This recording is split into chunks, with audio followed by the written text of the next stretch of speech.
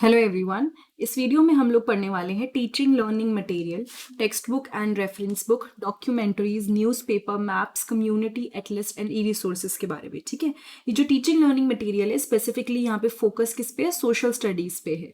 So now when we talk about teaching learning material, basically TLM in social sciences play a vital role in enriching the teaching and learning process। यानी कि जो आप teaching में learning में material use कर रहे हो social sciences में, वो बहुत ही इंपॉर्टेंट रोल प्ले करता है टीचिंग और लर्निंग प्रोसेस को एनरिच करने में और ज़्यादा अच्छा बनाने में। ठीक है, टीचर्स को ये प्रोवाइड कराता है विद डाइवर्स रिसोर्सेज, यानी बहुत वेराइटी ऑफ रिसोर्सेज, ताकि वो स्टूडेंट्स के साथ एंगेज हो पाएं एंड अपनी अंडरस्टैंडिंग को एनहांस करें, वेरियस कंसेप्ट्स को एनहांस करें।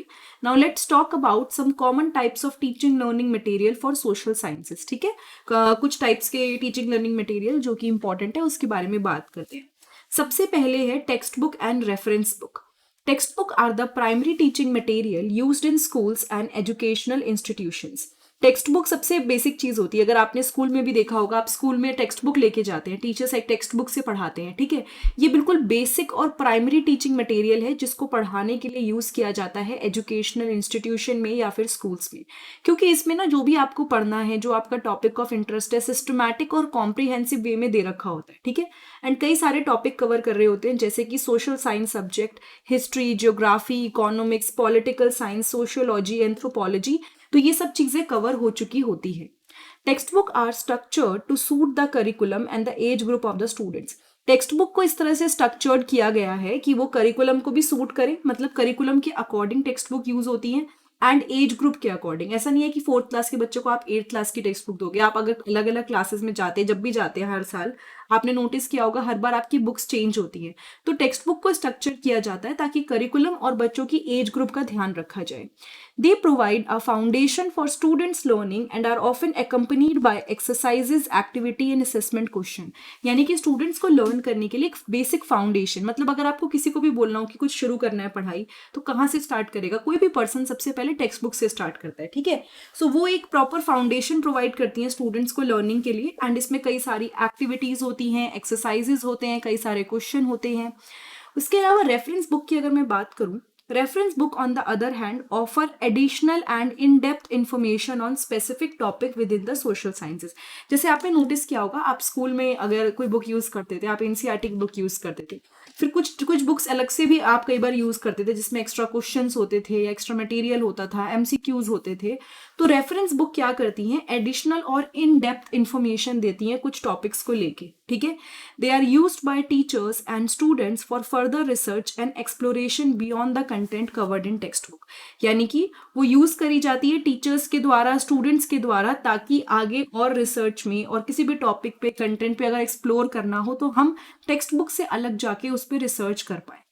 Reference book can be specialized encyclopedias, academic publications, scholarly articles और compilation of primary source document। तो रेफरेंस बुक कुछ भी हो सकता है आप किसी इंसाइक्लोपीडिया से आप कवर कर रहे हो, या किसी एकेडमिक पब्लिकेशंस को आप एक्स्ट्रा रीड कर रहे हो, स्कॉलरी आर्टिकल्स जो लोगों ने आर्टिकल्स लिखे हैं उस पर वर्क कर रहे हो, कुछ भी चीज़ हो सकती है। और अगर हम देखें तो ये भी हो सकता है कि थोड़ा कंटेंट से अलग कंटेंट हो, क्वेश्चन आंसर्स हो। These are the reference books. ठीक है, रेफरेंस के लिए हम इनको यूज करते हैं। तो पहला वाला हमने डिस्कस कर लिया। Let's talk about documentaries. Documentaries are non fictional audio visual presentation. अगर आपने कभी भी कोई डॉक्यूमेंट्री देखी है तो डॉक्यूमेंट्री में भी ना नॉन फिक्शनल होती है, मतलब कि ऐसा नहीं होता कि कहानी बन रही है या फेक है, एक्चुअल जनरल जो सच होता है उसके आसपास बनती है डॉक्यूमेंट्री। ठीक है, दैट प्रोवाइड फैक्चुअल इंफॉर्मेशन, यानी कि फैक्ट्स प्रोवाइड करती है किसी भी हिस्टोरिकल, हिस्ट्री के इवेंट्स को लेके, कल्चर को लेके, सोसाइटी को लेके, या कोई भी कंटेम्प्रेरी इशू है, इस सब को लेके डॉक्यूमेंट्रीज हमें नॉलेज प्रोवाइड करती हैं। सोशल साइंस एजुकेशन में documentaries can be engaging way to present complex topics visually. अगर हम सोशल साइंसेज एजुकेशन की बात करें तो डॉक्यूमेंट्री बहुत ही एंगेजिंग वे में हेल्प करती हैं कॉम्प्लेक्स टॉपिक को प्रेजेंट करने में। जैसे आपने कभी अगर कोई डॉक्यूमेंट्री देखी हो, कुछ चीज जो कभी किसी टाइम पे हुई है, उस सब में क्या करते हैं वो लोग, बहुत ही सिस्टमैटिक वे में सारा डाटा आपको एक अच्छी और इंटरेस्टिंग वे में प्रेजेंट करते हैं। ठीक है, सपोज वो आपको लाइफ ऑन अर्थ के बारे में बताना चाहते हैं, या फिर वो किसी एक नेचुरल कैलमिटी के बारे में बताना चाहते हैं, तो उसको इतना एंगेजिंग वे में बनाएंगे और सारे फैक्ट्स प्रेजेंट करेंगे। ठीक है, ताकि आपको मजा आए और आप समझ पाओ। बेसिकली आप डॉक्यूमेंट्री देखते इसलिए हो कई बार कि आपको वो टॉपिक समझ में आए, तो आप डिफरेंट पर्सपेक्टिव एंड कॉन्टेक्स्ट में जो चीज़ें कही हैं उसको समझ पाते हो। इसमें कई बार इंटरव्यूज होते हैं एक्सपर्ट्स के साथ, उनकी ओरिजिनल फुटेज होती है, एनिमेशन होता है, आर्काइवल मटेरियल होता है, बहुत सारी चीज़ें डॉक्यूमेंट्रीज में होती है। ठीक है, and documentaries can be used as a supplementary resource to text book, sparking discussion and critical thinking among students. अगर आप केवल बुक पढ़ा रहे हो तो शायद बच्चे नहीं देखेंगे, बट अगर आपने उन्हें किसी हिस्ट्री के किसी किंग के बारे में कोई डॉक्यूमेंट्री दिखाई, तो बिकॉज वहाँ पे उनकी सेंसेस ज़्यादा यूज हो रही है, देख रहे हैं, सुन रहे हैं, उसके बारे में बीच में रीड भी कर रहे हैं, तो वो चीज़ उनको और ज़्यादा अच्छे से समझ में आती है। प्लस कई बार डॉक्यूमेंट्री की वजह से बच्चों के अंदर क्रिटिकल थिंकिंग स्किल्स डेवलप होते हैं। वो सोचते हैं कि उन्होंने अच्छा ये देखा था तो ऐसा इवेंट हुआ था तो क्यों हुआ था, हर एक चीज़ को एनालाइज करते हैं। न्यूज़पेपर्स की बात करें तो न्यूज़पेपर भी बहुत वैल्यूएबल रिसोर्सेज हैं सोशल साइंसेज एजुकेशन में। कई सारे करंट इवेंट, चाहे वो ज्योग्राफी से रिलेटेड हो, पॉलिटिकल इवेंट्स हो, या फिर हमारे इकोनॉमिक्स से रिलेटेड हो, सोसाइटी से रिलेटेड हो, वो आते रहते हैं।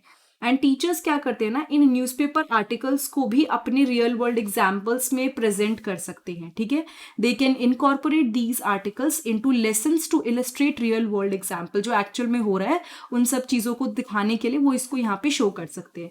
Analyzing news article can develop students' critical thinking skill, media literacy and their understanding of how information is presented in the media। यानी कि जब आप न्यूज़ आर्टिकल्स को एनालाइज करते हो तो उससे स्टूडेंट्स का ना क्रिटिकल थिंकिंग स्किल, वो सोचते हैं कि ये इवेंट जो शो कर रखा है ये क्यों हुआ होगा, क्या हुआ होगा, वो हर एक चीज़ को ऐसे एनालाइज करते हैं, तो उनके क्रिटिकल थिंकिंग स्किल्स डेवलप होते हैं। मीडिया को लेके उनकी लिटरेसी कि अच्छा ये हुआ था, ये न्यूज़ तब आई थी, ऐसा ऐसा दिखाया गया था, ये उनको पता चलता है। एंड वो ये भी देखते हैं कि कैसे कोई इंफॉर्मेशन मीडिया में प्रेजेंट करी जाती है। ठीक है, मैप्स तो बहुत इंपॉर्टेंट होते हैं, आपको पता ही है सोशल साइंस के स्टूडेंट्स के लिए, not only for geography but history पढ़ाते हुए भी बहुत सारे मैप्स दिखाए जाते हैं, ताकि आपको ये शो कर सके कि पास्ट में यहाँ पे कौन किंग थे, कहाँ पे रहते थे, क्या हुआ था, कौन सा एरिया किसके अंडर था। तो maps are very essential visual aids for geography lessons in the social sciences. यानी कि ज्योग्राफी के जो लेसन्स होते हैं उसमें बहुत ही अच्छा विजुअल एड होता है। मैं आपको बताऊं कि यहाँ पे लेफ्ट देखो, राइट देखो, या हमारे इंडिया के लेफ्ट में, ये तो आपको सोचे हुए आप, लेकिन जब आप मैप देख लेते हो ना तो वो चीज़ आपके दिमाग में छप जाती है। फिजिकल मैप आपको ज्योग्राफिकल फीचर्स दिखाते हैं जैसे कि माउंटेन, रिवर, डेजर्ट, लेकिन पॉलिटिकल मैप्स आपको border, capitals, major cities of country and region दोनों चीज़ें दिखाती है। तो टीचर्स ना मैप्स को यूज़ करते हैं कई सारी चीज़ें दिखाने के लिए कि किस तरह से यहाँ पे कितने में लैंड है, कितने में पानी है, कितने में पॉपुलेशन डिस्ट्रीब्यूटेड है, हिस्टोरिकल इवेंट्स क्या क्या हुए थे, क्या वहाँ पे सिचुएशन है, ये वाला एरिया किसके अंडर आता है, ये सब चीज़ें टीचर आपको मैप्स के थ्रू समझा सकते हैं। Interactive digital maps and geographical information system, यानी कि डिजिटल मैप्स भी आजकल आते हैं, और GIS जिसे बोलते हैं ज्योग्राफिकल इंफॉर्मेशन सिस्टम, वो बहुत इंपॉर्टेंट हो गया है बच्चों के जो देखो आजकल ये जो GIS है ना, ज्योग्राफिकल इंफॉर्मेशन सिस्टम, या फिर आप इसे बोल सकते हैं ये जियो इन्फॉर्मेटिक्स के ब्रांच के साथ आ जाता है। तो कई चीज़ें ना आपको पढ़ाई जाती हैं और आपको ना डाटा एनालाइज करने को मिलता है। मतलब ये स्कूल लेवल पे नहीं बता रही हूँ, जो लोग बाद में जाके इसमें स्टडी करते हैं तो वो लोग देखते हैं कि इस एरिया में क्या हुआ था, यहाँ कितना चेंज आया है, क्या है। तो बहुत सारी कैलकुलेशंस की हेल्प से उनका जो स्पेटियल पूरा का पूरा कहते हैं उसे अंडरस्टैंडिंग है वो डेवलप होती है, एंड ऑब्वियसली डाटा एनालिसिस के बारे में भी पता चलता है। स्कूल लेवल में उनको बेसिक नॉलेज हो जाती है कि अच्छा ये मैप है तो इसमें ये शो किया गया था, क्यों हुआ था, ये सब चीज़ें पता चलती है। फिर आते हैं कम्युनिटी इंटरेक्शन पे। Engaging with the local community, जब कोई भी बच्चा लोकल कम्युनिटी के साथ बात करता है तो उनको रियल लाइफ सोशल डायनामिक्स का पता चलता है। जैसे आपने देखा होगा कई लोग जाते हैं, एक तो होता है कि बस फोटो डालने के लिए जाते हैं, और कई लोग एक्चुअली में जाते हैं और वहाँ पे डाटा इकट्ठा करके लाते हैं।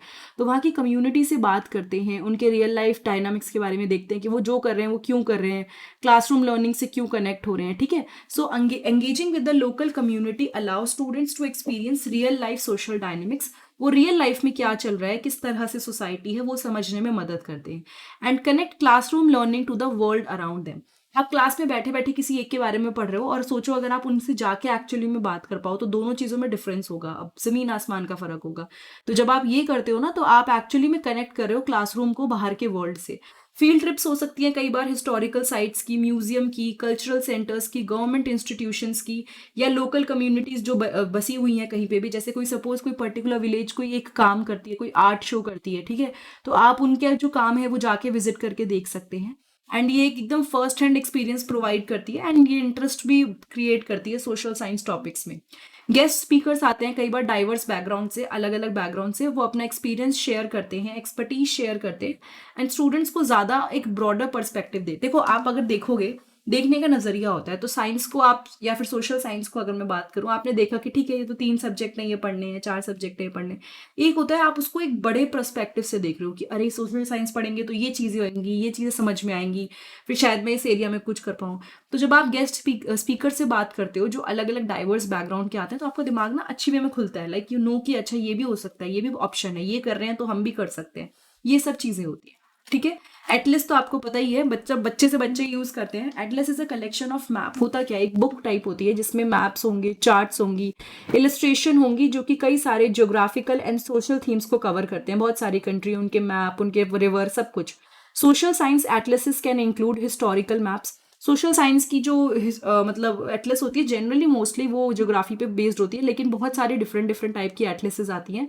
तो कई केवल historical maps, demographic data, economic indicator, climate information, cultural distribution, ये कवर करती है। ठीक है।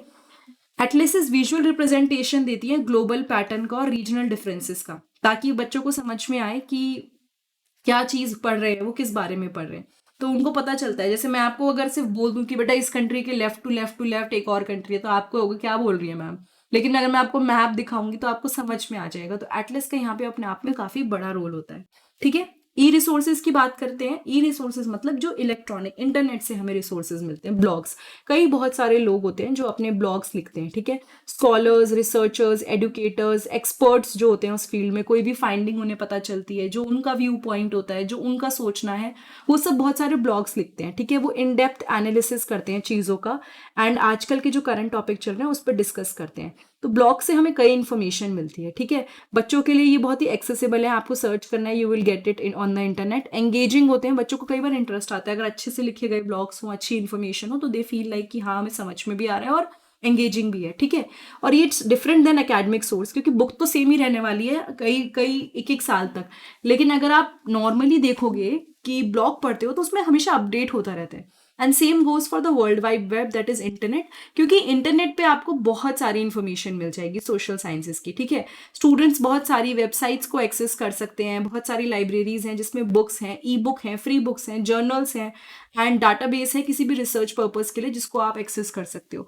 तो web also provide interactive content like simulation, virtual museums and multimedia presentation, enhancing student learning experiences. तो वेब क्या करता है ना, इंटरैक्टिव कंटेंट देता है, जैसे कि सिम्युलेशंस देगा, जैसे कि रियल लाइफ सिचुएशन एकदम क्रिएट करके, virtual museums and multimedia presentation and students का लर्निंग एक्सपीरियंस एकदम एनहांस करता है ये। ठीक है।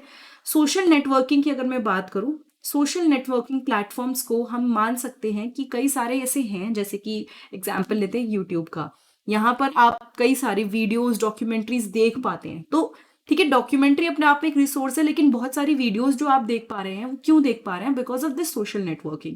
सो टीचर्स भी खुद अपना आप ऑनलाइन डिस्कशन फोरम्स क्रिएट कर सकते हैं जहाँ पे स्टूडेंट्स बात करें, डिबेट करें, रिसोर्सेज शेयर करें, एक दूसरे के साथ प्रोजेक्ट्स में कोलैबोरेट करें एंड साथ के साथ कई एक्सपर्ट्स के साथ आप कनेक्ट कर सकते हो जो आपकी फील्ड में एक्सपर्ट्स हैं। ठीक है। So social networking is a very good way, जिसे कहना चाहिए कि हम चीज़ों को समझते हैं और अच्छे से समझ पाते हैं। सो अगर आप टीचिंग लर्निंग मेथड को इनकॉर्पोरेट करोगे, मतलब मिलाओगे सोशल साइंस एजुकेशन में, तो ऑब्वियसली टीचिंग भी इफेक्टिव बनेगी, लर्निंग भी बहुत इफेक्टिव बनेगी। तो ये जो टॉपिक है ये आपका पेडागोजी ऑफ सोशल साइंसेस का टॉपिक है। नाउ ये वीडियो अगर आपको अच्छी लगी हो, कुछ भी समझ में आया, तो प्लीज चैनल को सब्सक्राइब कीजिएगा, वीडियो को लाइक कीजिएगा, शेयर कीजिएगा एंड प्लेलिस्ट चेक करना बिल्कुल मत भूलिएगा। बहुत सारी यूजफुल वीडियोस आपको मिलेंगी। पेडागोजी ऑफ सोशल साइंसेस की अपने आप में एक प्लेलिस्ट है जो बीएड के सेक्शन में आपको मिलेगी। बाकी और सब्जेक्ट्स की प्लेलिस्ट जो भी आप ढूंढ रहे हैं, यू विल फाइंड इट अगर आप मेरे चैनल पे प्लेलिस्ट वाले ऑप्शन पे जाते हैं। Thank you so much, have a nice day, I will see you next time in the next video.